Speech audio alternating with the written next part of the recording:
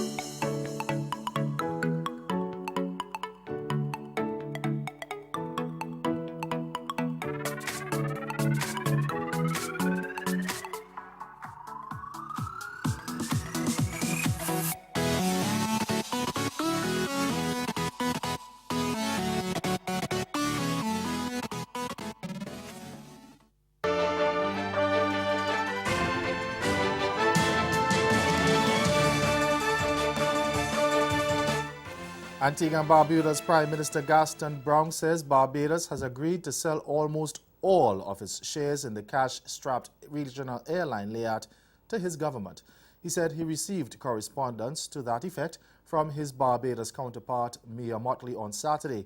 Now, speaking on his private radio station yesterday, Brown said Bridgetown wants to keep at least 10% of its 49% shareholding. Brown said his administration has already established a 3-member negotiating team and is awaiting word from Barbados for the start of the negotiations. Antigua and Barbuda currently holds 34% of the shares in LIAT, which is based in the Twin Island nation. Dominica's two main political parties have gone into election campaign mode, although a date for the next vote has not been announced. The polls are widely expected to take place later this year, although they aren't due until next year, March. The ruling Dominica Labour Party and the main opposition United Workers' Party held separate rallies yesterday. The DLP launched its candidate in Castle Bruce, a village on the east coast of the island, while the UWP launched its candidates for all 21 constituencies.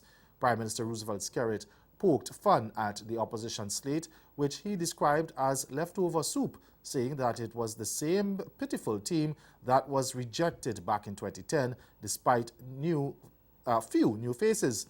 And he insisted Dominica needed his DLP to continue the job of rebuilding the country, which he said is still in a very precarious position following Hurricane Maria, which struck 20 months ago.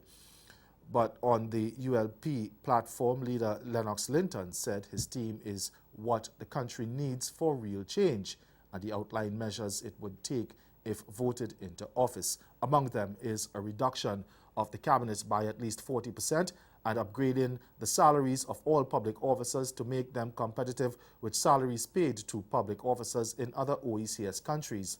Linton also spoke about term limits and a fixed election date. Trinidad and Tobago's Police Commissioner Gary Griffith is warning people about harboring 2 of the 8 prisoners who escaped last week that they too can face prosecution.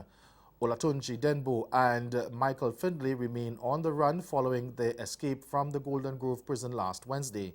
They have released a video on Facebook claiming they were set up on the murder charges they face.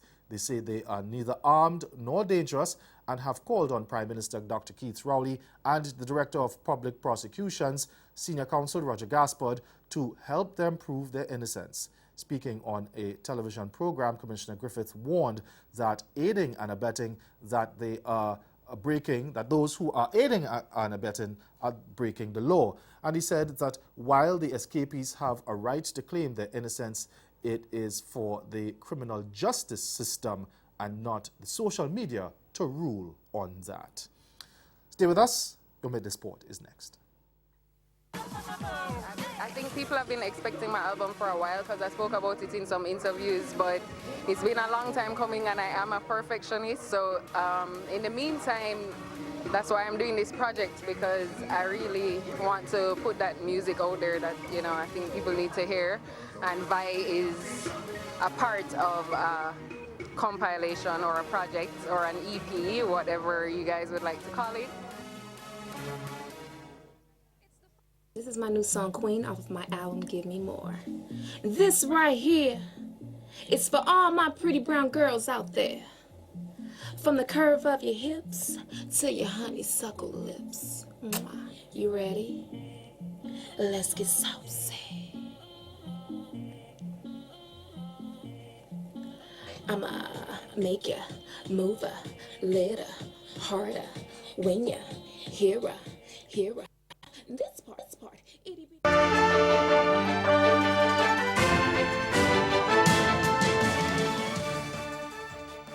And welcome back. It's now time for sport. Phil Simmons' decision to step down as Afghanistan head coach after the ICC World Cup has opened up the possibility of his return to the West Indies team. He recently announced that he would be leaving the post after achieving his goal of helping Afghanistan qualify for the tournament, which will be held in England and Wales from May 30th till July 14th. Now, although due to expire at the end of the World Cup, his contract would have likely been extended. Now, Simmons told ESPN Quick Info, quote, "I have thought about it and I have actually given the ACB, that's the Afghanistan Cricket Board, my notice that I will not be renewing my contract. I will move on to something different once my contract expires on July 15th, end quote. Now, Simmons spent just over 2 years as West Indies coach, but was axed 5 months after leading the Caribbean side to the capture the T20 World Cup in India last year, April. Moving over to cricket now, women's cricket now, where the women's middle order batsman Brittany Cooper has been named as the replacement for DOTTIN for the tour of Ireland and England. Cricket West Indies said in a release today that DOTTIN suffered damage to her right shoulder and would require corrective surgery, ruling her out of competition for the upcoming months. Cooper was part of the team during the ICC Women's World T20 held in the Caribbean last November. Now, the team was strengthened with the return of Captain Stephanie Taylor, Vice Captain Hayley Matthews and pacer Shakira Selman, who participated in the ILP Women's T20 Challenge hosted by the BCCI in India. The West Indies women are wrapping up their training in camp in Antigua, which began at the beginning of this month. They will be in search of all 6 ICC Women's Championship points when they play England on June 6th, 9th and 13th in 3 one-day internationals, then 3 T20 internationals on June 18th, 21st and 25th. But before the England tour, they will play Ireland in 3 T20 internationals on May 26th, 28th and 29th. The Caribbean women are currently 7th on the ICC Women's Championship points table with just 11 points. And that's Caribbean in 10. Join us again at 6:30 for Caribbean Newsline. Until then, good afternoon.